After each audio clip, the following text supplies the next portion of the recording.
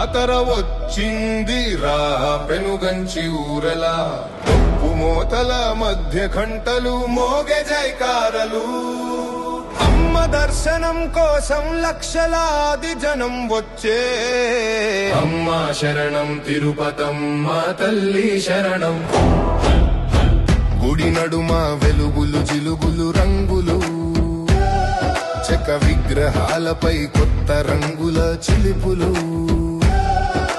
తోరణాలు ఊపుతూ జెండలు ఎగురుతూ వీధుల్లో